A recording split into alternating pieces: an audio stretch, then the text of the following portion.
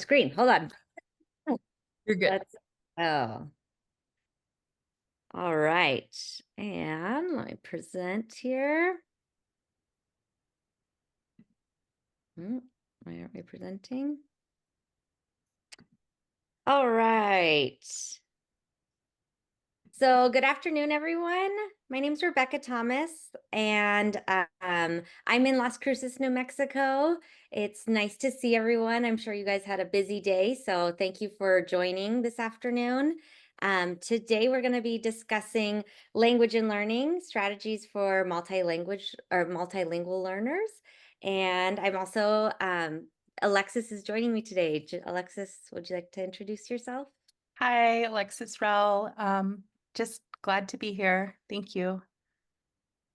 And Alexis is in Albuquerque, so we're all spread out all over the state, and we have our other team here with us. Does everybody else want to jump on and introduce themselves? Hi, everybody. I'm Candace Forg, and I'm part of the New Mexico UDL team, and I live in Melrose. Selena, I'm going to introduce Selena because she's in and out of service. So Selena is one of our UDL coaches, and she lives in Albuquerque. And then I'm Janae Minicucci, and I'm the coordinator for New Mexico UDL. And I'm not sure any of our other friends have joined yet. I think we have some, Jen is picking up one of her kiddos that's from school, and she'll be hopping on a little later, she said. And then she's in Albuquerque as well. And we have another coach in Aztec. So if you're up north, is that considered north? Aztec? I Is think so. we have somebody up there to support you as well. Yeah, so Cami LaPlatte lives up in Aztec as well. So sweet. Go ahead, ladies. So this language or EL students is something that is near and dear to my heart, and something that I've really love, and I feel like something that I'm called to work or called to do in education, and something that I feel like I'd love to share with teachers. So this is a very like organic and like nothing super structured today. So if you guys have questions or want to share strategies that you do in your classroom, please feel free to unmute or drop in the chat or participate in any way that you prefer. So with that, let's get started. Can I just also add, Becky, that one of the reasons that we got started on, or I think we started to have a conversation about focusing on language and learning today is because the UDL 3.0 guidelines have come out. And one of the big focuses is that we're shifting to look at the who in learners. And so, of course, who you are encompasses your language, your culture, and those pieces that you bring in. And so we tried our best to kind of marry what UDL 3.0 says and tie that into what we know are good English language teaching practices. Thanks, Alexis. All right, so with everything we do, we try to model UDL. And with that, we have our accessible PDF for you. So you can go ahead and scan that. It's necessary for some, but good for all, especially if you are looking for that anticipatory set, and you can kind of look ahead at what we'll be working on today. So I'll give you a minute or two to scan those or scan that. And then Becky, I'm also noticing right now, one of the other things that we try to model is closed captioning. So if you're a person who that supports, normally it would turn on here. And I think Becky can probably adjust that because I'm not seeing it coming across the screen right now. But if for some reason it's not working, we also have the option to add closed captioning down below on our Zoom tools. Yeah, it was. I have PowerPoint Live on. Let's try one more time. All right. Hello, can you guys see the captions here? There we go. There you go. Thank you. I thought I'd had it on. Thanks for catching that. I appreciate it. That's awesome. All right. Did everybody get a chance to scan our accessible PDF that needed it? Awesome. So today we're going to focus on three areas when it comes to multilingual learners. We're going to focus on funds of knowledge, instructional strategies, and then technology. And within each of those categories, we'll give you some tools that you can use in your classroom and ways to support your students. So our first area is funds of knowledge, and we know that all of our students come to us with their knowledge, personal knowledge banks.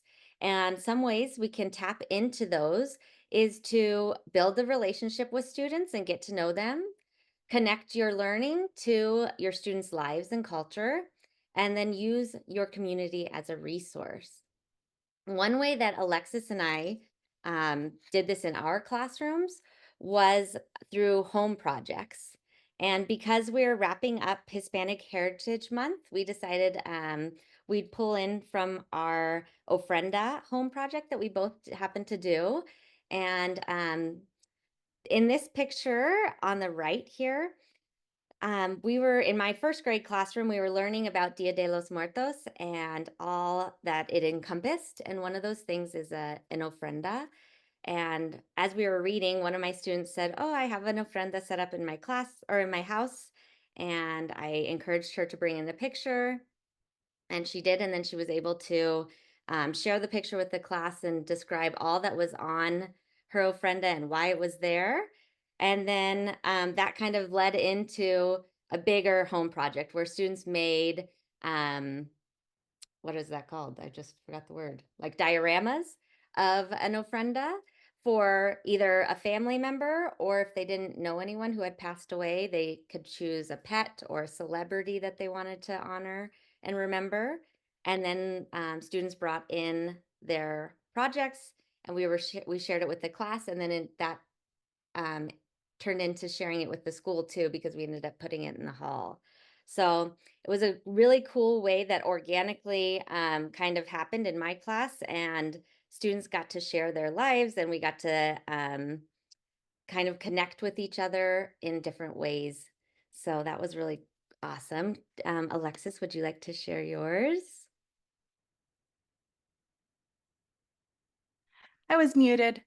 I also just wanted to add, or to tie back into that concept of funds of knowledge again, that I think one of those pieces that we center back on our learners and their own experiences is by bringing those pieces of like who they are in their homes, and then also by providing opportunities for families to connect. And so this picture that's on the left is actually was hanging on my daughter's classroom door. She was actually in a bilingual kindergarten classroom. And so that little skeleton with the crazy colorful hair is hers.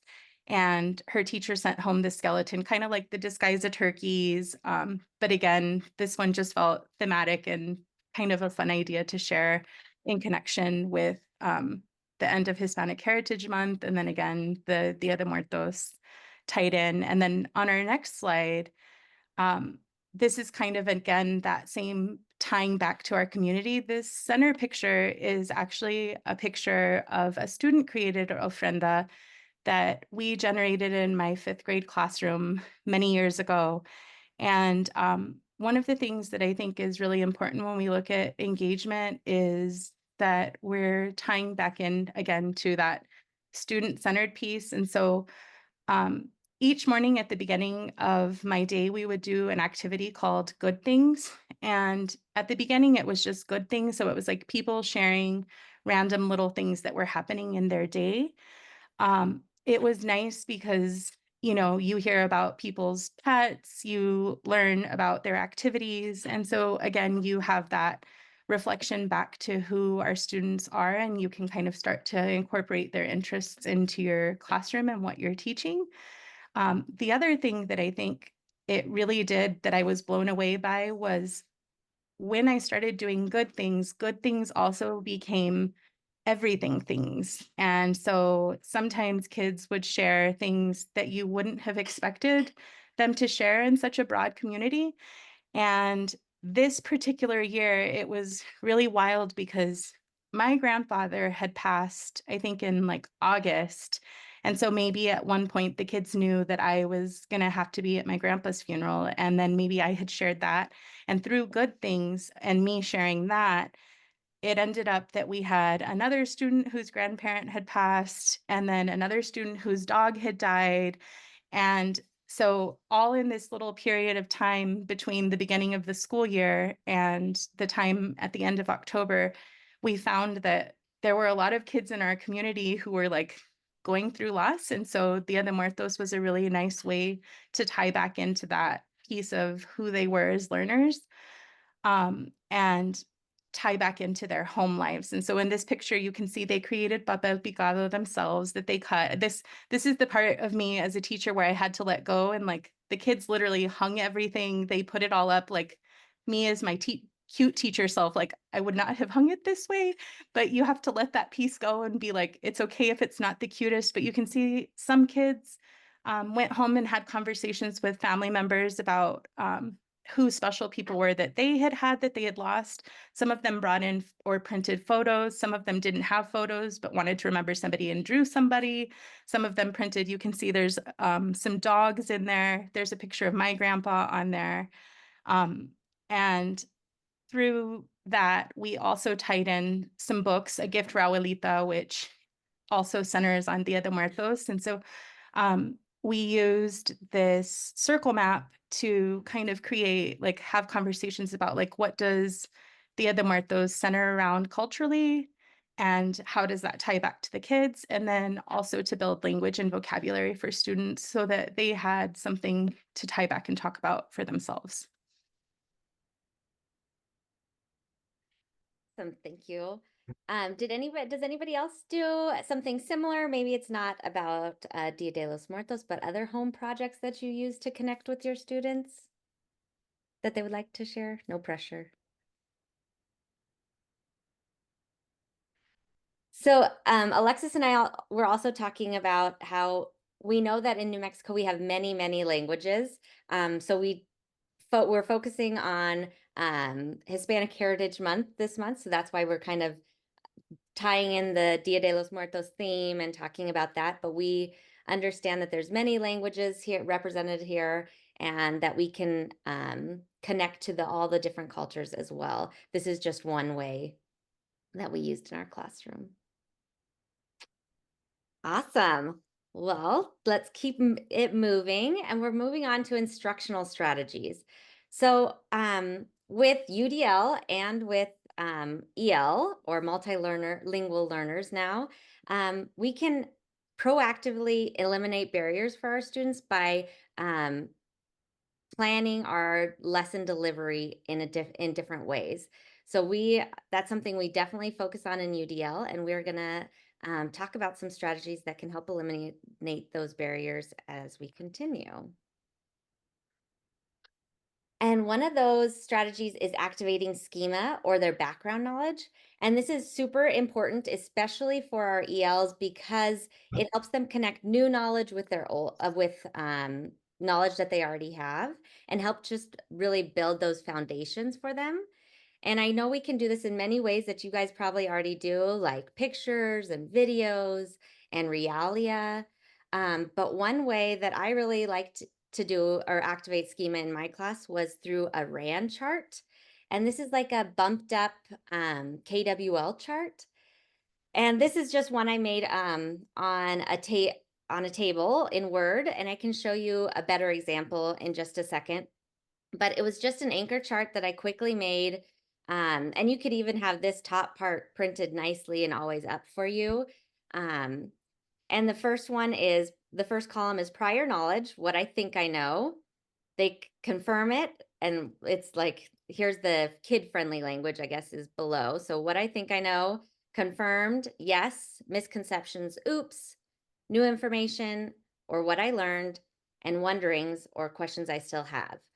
So before reading your book, or before starting your topic, I guess, in kindergarten, we would write on sticky notes. And if those kiddos struggled with writing, I could help them. Or now we have voice to text and all of that, so we can change it up and modify it a little bit now. But they would write on sticky notes, and they would write everything they know about the topic. So for example, if we're studying bats, kids could write on a sticky note like, bats are nocturnal. And then in another sticky note, they can say, bats can fly, or bats are vampires, like anything that they think they know.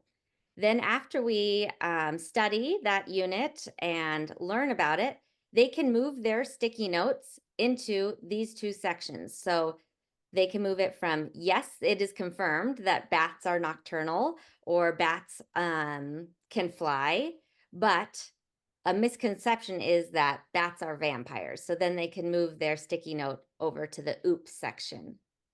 I love that, Becky, because like that's all about that reflecting of learning, like actively in the process.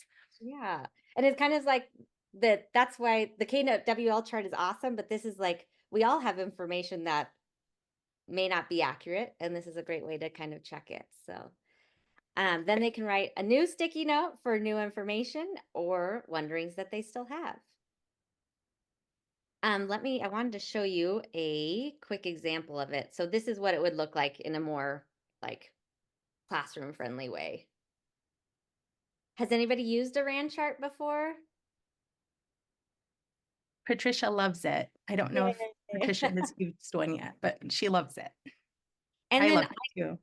thanks. And then I also forgot to share, sorry to interrupt you, Alexis. We have this document that I can share, we will share with you at the end of the day, that has everything we'll be covering today and links to it. So here on this RAN chart, it takes you to this website, which explains it in case you forget or need to look at it again, and gives you all the information. So everything we cover today will be on this document, and we'll send you with a QR code at the end to grab that. All right. Let's see what's happening here. There we go. Another way is through sentence stems. So sentence stems help support students by lightening the risk for students, and then also the cognitive load. When students are learning a new language, it's scary. I don't know if you've ever been in a place where you don't know the language and you have to take that risk. It's intimidating and scary and overwhelming. So sentence stems really help to take that pressure away and allow students to just focus on one part of the question instead of language and new information and everything all at once. It kind of helps break it down for them. So there's different ways that we can use sentence stems can be used. And that's mechanical, which is like punctuation, grammatical, which is like syntax, subject verb agreement, discourse, which is obviously responding to each other in conversations, communication, and then purpose, which is like different areas of content. So maybe you have math sentence stems, maybe you have discourse sentence stems, maybe you have response to reading sentence stems. So they can be used in many different ways, or they can also like multitask too. So one sentence stems can help with our punctuation, our subject verb agreement, our discourse opportunities, and our content areas as well. And can I just add for sentence stems, I think one of the things that we often think of is that sentence stems are for early childhood. And so just that reminder that middle school students can still be supported with sentence stems, high school students can still be supported with sentence stems, adult learners can still be supported with sentence stems. As we're like absorbing new information, it's one way that we can remove that barrier. And so it's sentence stems are for everyone. Absolutely. I think that's a great point, Alexis. And just like, I think I don't know, I think it's just good to remember, like, put yourself in their shoes. If you're learning a new language and you're just like overwhelmed, a sentence stem can help so much. So just even if you have like the old school, what are those called? Are they those lined strips, sentence strips? Is that what they're Sentence called? strips, yeah. Yeah, you can do that. You can type it out quickly on a Google Doc, any way to support them. Even just an oral rehearsal. Sentence stems don't always have to be written, but you can kind of prep them. Like, let me go to the next slide because now I can't think of a sentence stem. But like, you can just have them say, repeat after you. plant and animal cells both have, and then give them it orally as well. So it's also important to remember that you can provide sentence stems by language levels. So we have all of our different learners in our class come to us at different levels, and we all know that. We're in the classroom and you guys see it every day that our kids are all over in a range of learning, and same with language. So for your like L1s, maybe they're entering and emerging, you can have a simplified sentence stem where they something something easier and straightforward for them.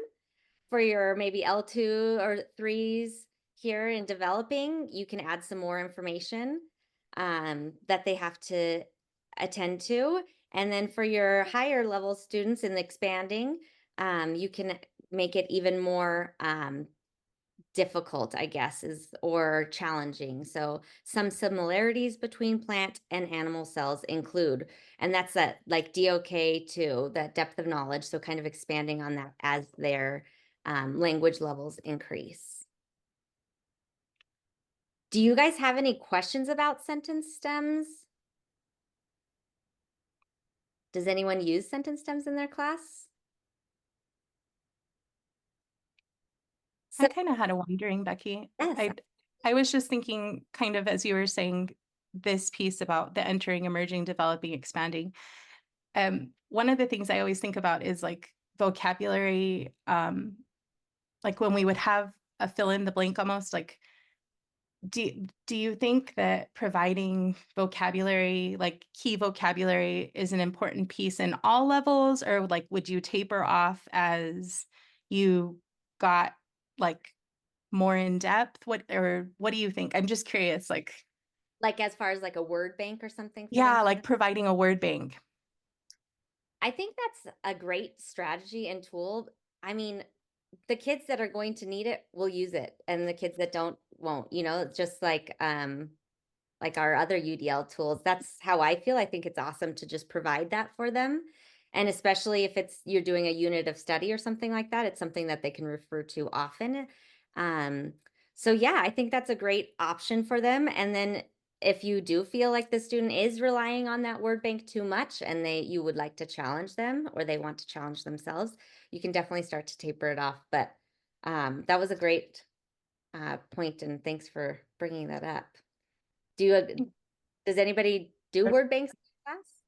Or did I? Nope, sorry, go ahead. Oh, go ahead, go for it. Well, I was gonna say the other cool thing about even having like the word bank is I always had some blank, like if I was using sentence strips and I had a word bank, then they could actually physically move the words in there to complete the sentences. But I've also had some blanks. So when they came up with words on their own, they grew our word bank and it helped bring in that vocabulary, but also that took away that fear of like their idea wasn't wrong. And they could add to it. And then the sentence strips were fun too, because we would take some and cut them up. And then they would start to build like more complex sentences. They would still, or how could we reword it? It was really cool. So that was fun. Oh, and then Elena put something in the chat about a GLAD strategy is the cognitive content dictionary. It functions like a word bank. So very cool. I'm gonna have to look into that a little more. That's so cool. Thank you for sharing, Elena. did you want to expand Yeah, on? I was wondering if she would tell us more about it. Hi. So right now I'm a reading interventionist. So I'm not spending a lot of time during like science or social studies, but when I was a fourth grade teacher, we would use a cognitive content dictionary, and you introduce the word, you have students make predictions about what they think the word might mean, because again, you're looking in fourth grade at some multisyllabic words. So sometimes they'll see like pro or inner or some suffix or prefix to the word, or it sounds like something to them. So they'll make a prediction about the word and you write down their predictions. Then you go over in the next column what the definition of the word is. And then there's a couple different strategies at the end. For like your primary age students, you generally have them draw a picture or a quick little sketch to help them remember the word. Older students, you might have them write a short sentence using the word. You can do a combination of the two. It just kind of depends on what your student level is. But yeah, and I would also add, again, in fourth grade, I would add when I introduce the word, we talk about what part of speech it was. So I would say, amoeba. And then I'd give them the clue, well, it's a noun, it's a thing. And so sometimes that would help with their prediction on what they thought it might be. And then also like the sentence stems are really helpful there because getting them to use it in a sentence correctly and understanding like where it would be in the sentence stem was great. So yeah, that's the cognitive, and then they keep it at their desk. So, and you can do it as a big anchor chart. I used to have it as an anchor chart and they were writing at their desk. So they'd have it in their folder and they could refer back to it if they couldn't see the anchor chart for whatever reason. So yeah, that's a cognitive content dictionary. That's so cool. Yeah, Thank you thanks for for sharing. sharing. I also wanted to say, like, some of these they can be general. So this is very specific to the content. But if you have sentence stems up and posted around your room, they can be used at any time. So I'm not sure if it was included, and I'll have to look and see if we included it in our resource document. But just like basic discourse strategy or discourse sentence stems that they can use, and it can be posted. We even had like academic discourse little table ones. So it was like, I respectfully agree because, or I respectfully disagree because, just so they can get in the habit of those complete sentences and that the mechanics of the English language and all of that. So there's lots of options for you. You can have content specific sentence stems. Like I had a bunch printed off and laminated on a ring. So yellow was math, red was reading, or whatever it may be. And then you can pull out those sentence stems in that subject and kind of flip through and find a sentence stem that fits your learning at the time. So it's awesome to have these that are very specific, content specific, but it's also great if you can to just have some generic ones available for your students to pull from at any time as well. All right. Great idea. Tell me. Oh, sorry. Go ahead, Alexis. I said great ideas. If I'm moving too fast, let me know. If I'm moving too slow, we can speed it up. So I want everyone to let me know how you're feeling today. Let's see.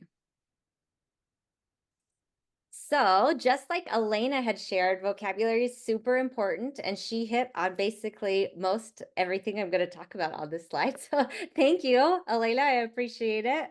But vocabulary is so important for our multilingual students. They need to be explicitly taught vocabulary. It's important to teach those content specific words, but more importantly, it's been important to teach those tier 1 and tier 2 words. So the basic and high utility words. That's what we really need to focus on with those EL students. For example, I have a vocabulary word up here, and you can see this is literally what my vocabulary would look like in my classroom. Again, I was primary, but I think this is something that you can adapt to any grade. I would have the vocabulary word here, a kid-friendly definition or student-friendly definition, and a picture to support it. And I tried to find pictures that were of real people, not like cartoons. That was important to me. So for this word, we have slurp. And I'm just going to kind of go through what I would do in my classroom just to kind of model it for you. If it's too much or you want me to slow down or speed up, let me know and I can do that. So our word today is slurp. It means to make loud noises when eating or drinking. So you can see this young man here is slurping up his noodles. And then I would make sure to incorporate TPR, so some sort of action, and then a noise or sound if possible. So this is a great word because it does have it. So you can slurp up your noodles. Nobody wants to hear me slurp, but I would do it in front of kids. I get a little nervous in front of adults. And then you provide the students with a sentence stem.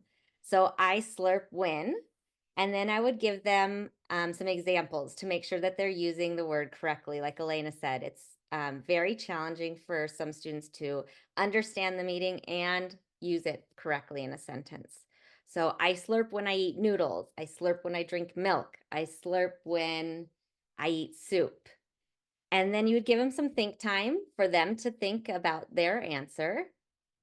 And then I had them turn and talk with a partner and share their sentences. Then I'd have them come back together and we'd share out. And I would ask students to share what their partner said, not what they said, what their partner said, to help encourage that those listening skills. So then they would share out what their partner said, and then we would do some sort of quick activity to just check for understanding. So maybe a stand up, sit down. So stand up if you can slurp noodles. Sit down if you can't slurp something. So or thumbs up and thumbs down. So can you slurp noodles? And everybody would give you thumbs up or stand up. Can you slurp cheese? Not really. Everybody would sit down. Or you could do word sorts, any form of a check for understanding. It could be whole group or individualized. So that was kind of a lot of information. I want you to know that we have our vocabulary routine written out in our resource document that we'll share with you at the end. Does anybody have any questions or do something similar or engage your students in vocabulary in any other fun ways? So Becky, I think one of the things that we talked about, or I'm almost positive that we added it to the resources, but now I'm wondering, did we add the personal thesaurus? I believe so. Let me pull it up and see. Oops, Well, I was just going to share the personal thesaurus. I think we Yes, right did. here. Yes, we did. Yeah. Do you mind opening it just really quickly so that I can? Thank you. This is one of my favorites. This comes from Shiraki Holly, and it's a personal thesaurus. It is kept digitally, but the thing that I love most about it is it's, again, student-centered, and so we're tying back to student meaning. So in his version, what you always do is you root in the word that you actually know or the synonym. So if the new word were frantic, I might open up the thesaurus or the dictionary and look at the word frantic and see what other synonyms I could find for frantic. When I found a synonym that I already recognized, I would store it underneath that new word. So I have the word frantic. Underneath the word frantic, I've found the word agitated. I know what agitated means because it's a word that I recognize. And so under the letter A, I store the word agitated. I put my new vocabulary word frantic. And then again, I'm tying back to that sentence. So to show that I have that meaning. And so this is another really nice way to tie in vocabulary. And again, we're rooting in that funds of knowledge or that home language or a piece that kids have. So, I mean, I think you could store both as in your own language or in a language that you already have or using that synonym. So that's a resource that's in your thing as well. Thanks. Thank you for sharing. All right, let's jump back in here. So now we're moving on to some cooperative learning strategies. And this is also a great way for our English language learners to be supported because, again, it lightens the cognitive load and the risk and allows students to be in a safe environment in a small group with peers, and they are able to take those risks. Today, we're going to focus on cooperative graffiti. Has anyone used this strategy before? So we're going to model it. Well, I'll kind of explain it first, and then we'll do it together so you get that muscle memory, and you guys can take it back and use it in your classrooms. So cooperative graffiti is an activity where, let's see, let me get it up here. You can use it for a review or for brainstorming. You divide the class into different groups and you give each group a big piece of paper. Is it no, shoot, no, I'm sorry. Alexis, is it multiple groups or one big piece of paper? I think you can go both ways. Okay, we're Right? doing it. Yes, thank you. I got a little confused.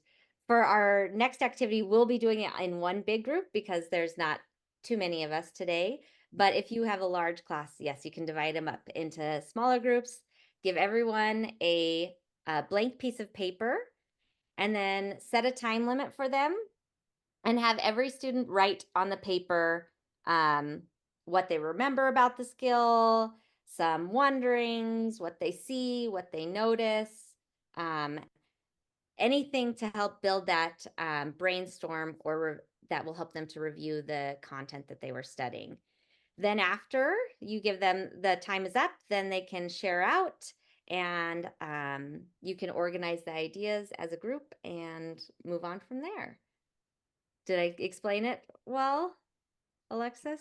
I think so. Yeah, we're going to Okay. practice it, right? Yes. So, you want to go for this one, or would you like me to introduce it? Oh, are we ready for this one? Yes. Okay. Right? So I thought we were going to do cooperative graffiti together in my mind. I don't know why, but But we're going to watch this oh, video. yes. You clearly, Becky, you know where we were headed. I forgot. So yes, please introduce. Okay. So we're going to watch a short video. And then while we're watching this video, I want you guys to think about what you see or notice, what you think or you're thinking about, and some wonderings you may have. And then after we watch the video, we're going to drop in the chat. I'll give you about a minute or so to drop your graffiti into the chat. That's going to be our like butcher paper for today. And then we can share out our new ideas. So this is a little confusing because this strategy that we're going to watch on the video is different than cooperative graffiti, but we can talk about that strategy later. So for now, we're just going to focus on the graffiti section and what you see or think, what you wonder, what you notice, and how this strategy supports your multilingual learners. Well, multilingual And learners. can I just preface that in this video, this is a group, again, this is that same group of 5th grade students, and they are doing an activity called musical shares. And so as you're watching them doing musical shares, they were actually, I'll just preface by saying, they were in the middle of the writing process, and they were sharing the work that they had done thus far and then trying to get peer feedback. And so they are using musical shares to get peer feedback. And that's what we're watching and looking for. How does this support English language learners, this strategy? And then we're going to record our responses on the graffiti, which is in the chat. Any questions before we get started? Looks like I think we're good. Go. All right. Can I get a thumbs up when it starts playing so I can make sure you guys can hear it? Because sometimes that seems to be an issue also. Turn the volume up here.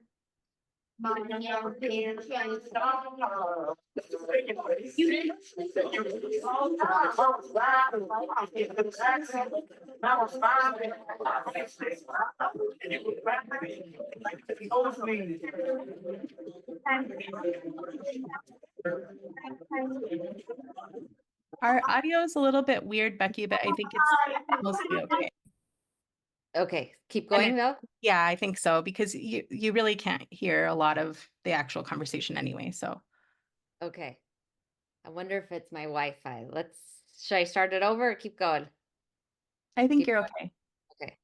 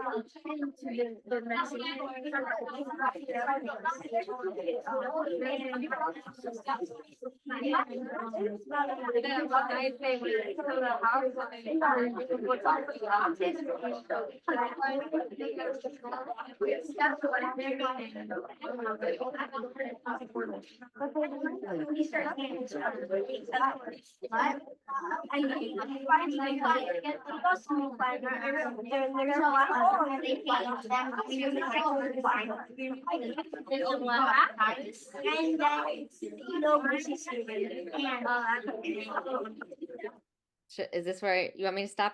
I think that's perfect. Sounds great. All right. Are you guys ready for cooperative graffiti?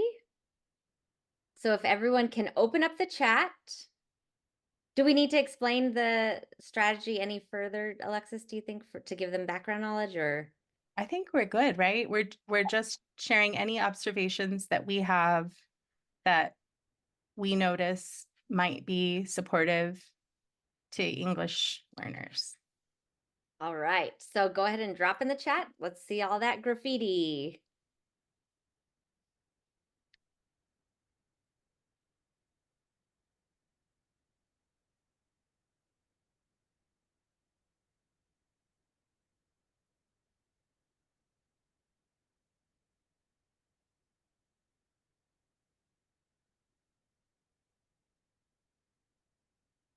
Miss Melina, thank you.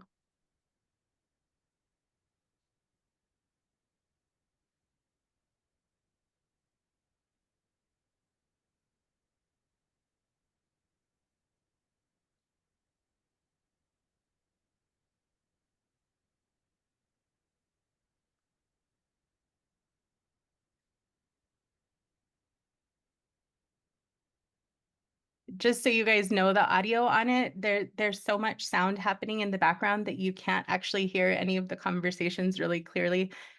Normally we add closed captioning if it will pull up, but I think the only piece that was audible was a student was saying, so then this happens, and then one student says, so what did you do next?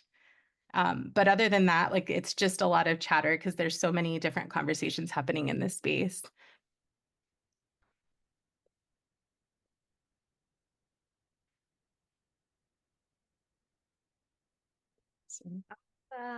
So many great or not answers, but so many great responses. Maybe like 15 more seconds. Is that enough time?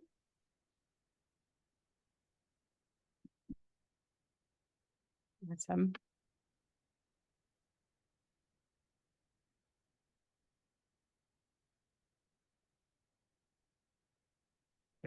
All right. Would anybody like to unmute or share what their thoughts were on the video or the strategy?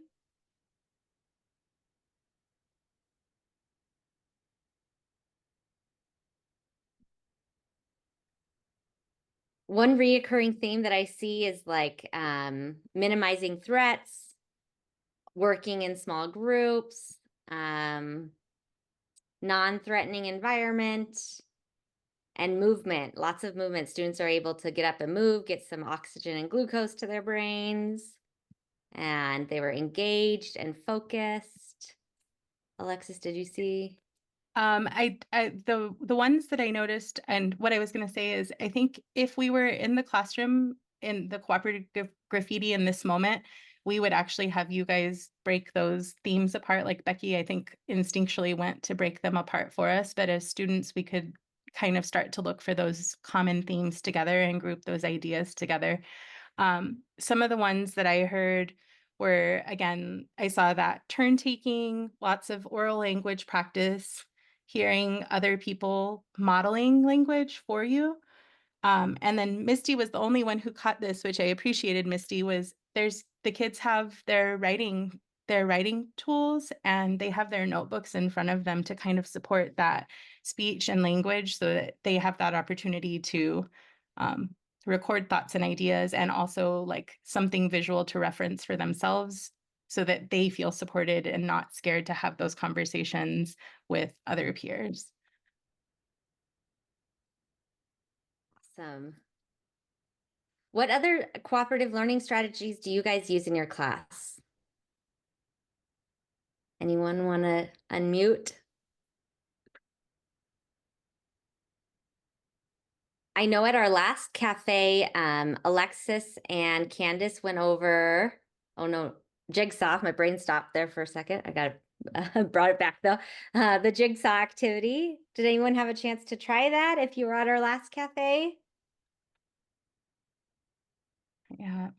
Well, if you've never done musical shares, it's an easy plug and play for me. I think it takes, a lot of teachers are afraid of it in the sense that you're letting the kids get up and move. But in my own classroom, we would create a classroom playlist, and of course, school appropriate. But again, we're tying back into student interest and student connections. And so we would create a classroom playlist, and that would be what we would use for our musical shares. And the idea is that you can plug it into almost any activity that you want kids to hear other kids talk about things, or you want them to have an opportunity to share what they want. And you give them a prompt, that you play the music, and they get to walk around the room. And the joy is that they're getting to hear their songs. And so they love that piece of it. And then as they're walking around, you teach them when the music stops, you freeze, you look to your left, you look to your right, you look in front of you, you look behind you.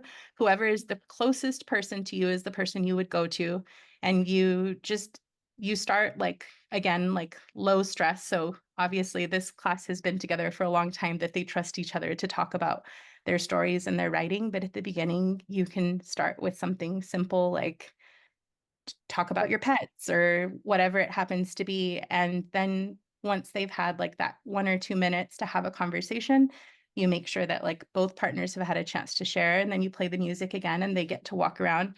I think this strategy is also really supportive to English language learners, because a lot of times they might have missed key elements of the instruction or like the content, but through the musical shares with their little notebooks in their hands, they get to visit with so many people, and those people share different pieces of the content.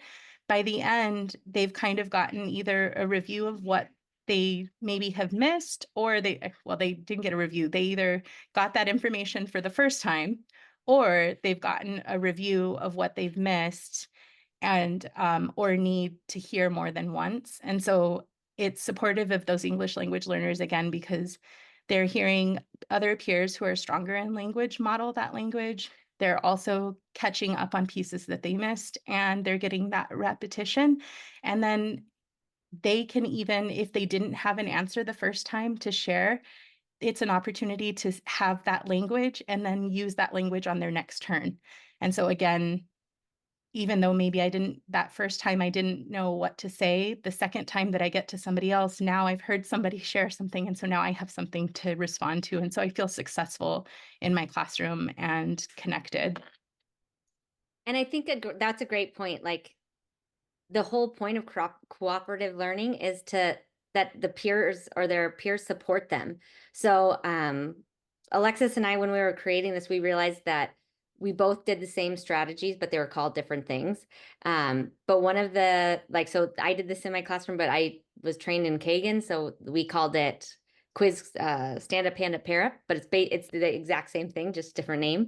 And one of the things that Kagan really reinforced was, if your partner doesn't know the answer, you help them, like you support them and help them get the like right answer. So and coach them, whatever that may be or look like in your classroom or at that time. So then, like you said, it gives them an opportunity to be successful when they go to the next person to share.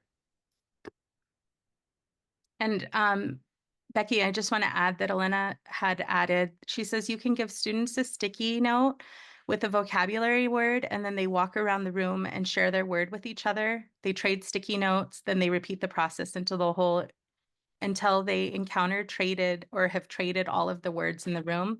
It's safe because sometimes they don't know the word, but their partner knows the word and shares it with them. I love that. Love that, Elena. Awesome. Thank you.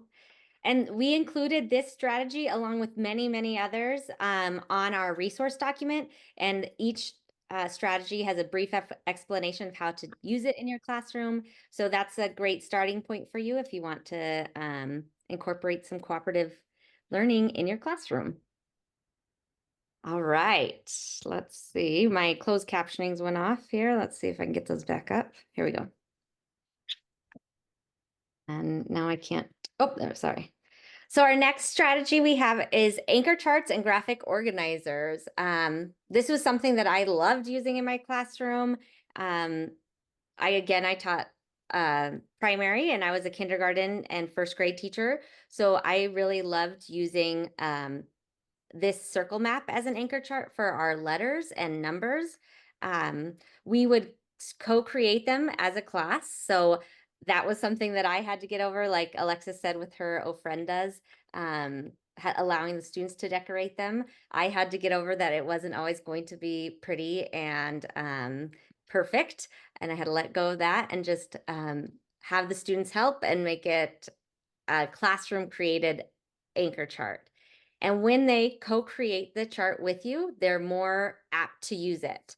So we had these, we created a circle map for every letter, and then I hung them around our room, and students would literally use them throughout the day for all sorts of things. So in writing, in like now I'm blanking what they use them for, but we modeled how to use them, or I modeled how to use them when we were writing or when I was looking for a specific sound or spelling a word or something like that. So as I modeled, then they would internalize that and use it on their own. And it was something that they definitely really, really, really referred to and used in my classroom. Again, there's so many different charts or organizers that you can use in your classroom, and I'm sure that some of you are already using them. But we added a list again in that resource document for you guys to pull from as well. Alexis, do you want to share any specific ones that you did? Or I love thinking maps. I came from Rio Rancho before this position, and so Rio Rancho, we did thinking maps, and beyond the circle map, there's just some really good ones that tie like I was trying to think like what's one of my favorites, like the bracket, which does like where you're breaking down a whole into multiple parts. And I think that's a really kind of challenging thing that sometimes you need help breaking that big piece down into smaller parts. I love a tree map, especially for writing. But yeah, I love maps in general. Thinking maps were my favorite.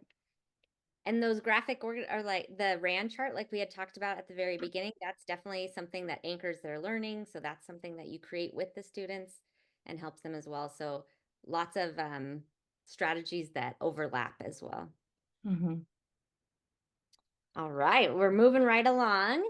We're moving into technology now. So today we wanted to share with you some of our tools that we use in UDL, and also some free tools that we have for you that can support your multilingual learners. Oh, make big things more manageable. Anchor charts and thinking maps make big things more manageable. Awesome. Thank you, Dr. Hunter. So today we're going to focus on three things. We're going to focus on speech to text, translation, and captions. So since we're in PowerPoint now, I'm going to hit captions first. Let me exit out of this. Oops. So when you're in PowerPoint Live, you can use captions through Present Live, and it's a really awesome tool. And let me show you what it looks like here. So when you click on Present Live, this QR code pops up, and students or parents, especially if you're doing like an open house or parent-teacher conferences, something like that, You can scan this code if you'd like to try it out. Go ahead, feel free. You can scan this code and select a language. So if you are a native Spanish speaker, you can scan the code here, select Spanish, and then all of the closed captionings will be given to you in the language that you selected. You can also react to whatever is being said in the presentation. Oh, we got a heart. All right, thank you. And then when you show slides, again, you can turn on your subtitles right here. So mine is off. I can click it, and now we have live captioning. I don't think we saw anything for that one. Oh, okay, so can you guys see it now running across the screen? Down here, you see the closed captioning? Yeah, just not. Could you go over how you turn it on again real Oh, quick? yes, sorry. Okay, so it has to be on the online version. So you cannot use it from the PowerPoint desktop.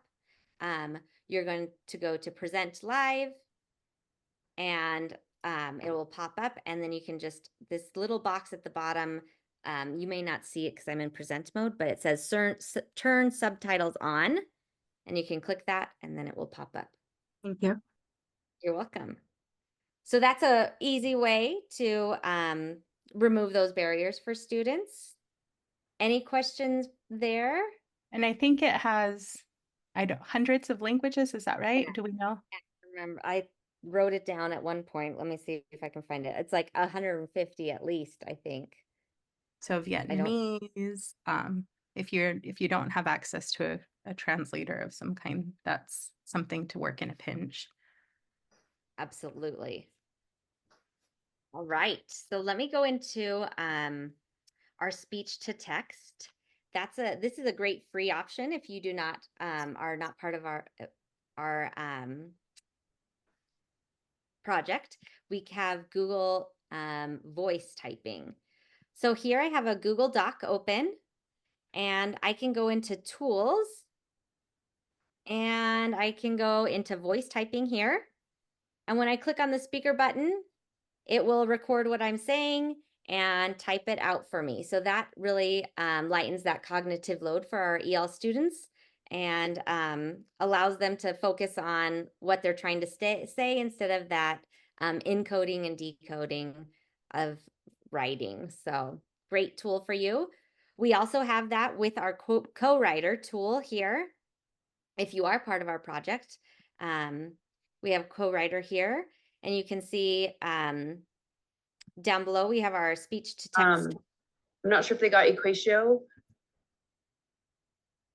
Oh, Equatio. Did somebody say Sorry. Nope, you're good. that? Okay. So we have our speech to text, which is the same as voice typing, but this has another option here, which is it will translate it from Spanish to English. So, oh gosh, does anybody want to speak Spanish for me? Becky, you got this. She does. Okay. She doesn't give herself credit. She's got it. I'm just gonna say something simple because I'm like a kinder teacher at heart. So, mi animale favorito es un gato. Let's see. And then it translated My it favorite animal is a cat. into English. So, a great tool for our English learners, especially if they're those L1s that really need a lot of support.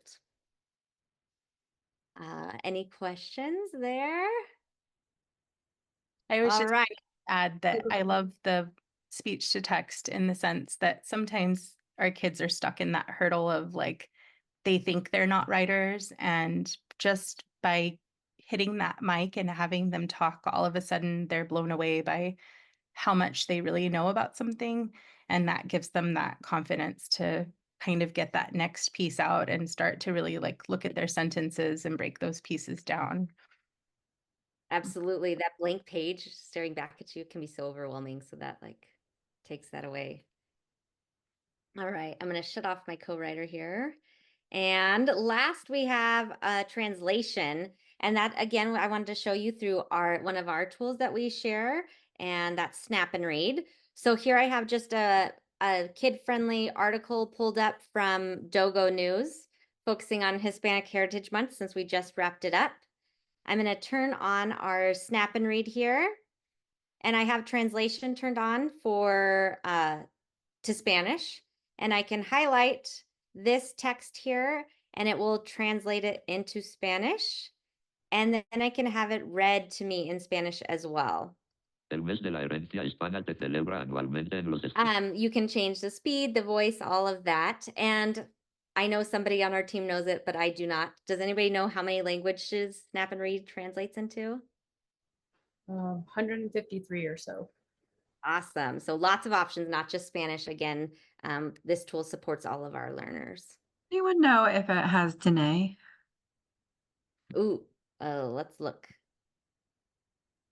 I think from what I understand, most of our indigenous languages are really difficult to translate and write, and so not yet. Yes, Yeah, you're yeah. right. Because I was wondering, I tried to find it in DFIT as well, because you guys, showed us that last time, and it doesn't have it. And our coordinator, our school was asking if there was anything like that to translate. Unfortunately, right now there is not. There are a few, one of our school districts, they are working on an app. I need to find which one it was, but because so much of their language is oral and it's not written, that's where the struggle is. I know it's one of the top requested to be able to translate. And so I know this company, Text Help, has been working on it, but we really don't have, they haven't been able to connect with somebody who's an expert fully into the language and having it in a written form because so much of it is Yeah, oral. I think the Pueblo languages are a little bit harder, but I thought Danae was pretty well established as a written one. No? There's a few things out there, but I have not been able to find, we know for sure to Co-Writer and Snap and Read do not have it in there yet, just because they don't have the coding behind it. I will see if I can find my two connections that had something similar, because there's one of my friends is working on an app on it. So let me see where they're at in that, and we'll get back to you on that. Thank you. Sure. Awesome. It's the Jicarilla Apache language, and they already have an app for it. And I'm going to try to drop it in the chat. So there already exists a Jicarilla Apache language app, and that's the one that we're trying to work with Snap and Read to add in there. Yeah. Thanks, Tammy. I also have a friend who's in Colorado who's working on the Danae. So hopefully between the two, we're going to start seeing some progress made. Awesome. And I know we're wrapping up here. So Alexis has this really awesome document that she shared, if you want to share about that. Yeah, so this is actually a resource that my daughter's Spanish teacher shared with her class. In her Spanish class, she's actually doing 95% Spanish. And so she's kind of on the opposite end of English language learning, which is she's feeling really out of place and discomforted by needing to learn Spanish and having all of her directions given in Spanish. And so her teacher created a Spanish version of this. But this actually comes from this comprehensible classroom. And a lot of this stuff we already kind of covered, but I love the idea that he shared this as a resource to give specifically to students. And he's gone over it with them. And the idea is that as students encounter language that's challenging for them, to give them strategies that they can use to support that language acquisition without giving them the answer. And so when he says teach to the eyes, that kind of ties back to what Becky was saying about like the slurping, and we act it out and we move our bodies through it. Asking a question if you don't understand, asking people to slow down as they speak, asking them to say it in a different way, asking them to break down the sentence and make it into simpler words. So that we're still tying into that English language, but again, we're bridging the gap between the two. Link to meaning. So if those ones, I liked what he had said was like, give me a synonym of the word, and then also contrast meaning, give me an antonym of the word. I don't know that word. Can you teach that word to me?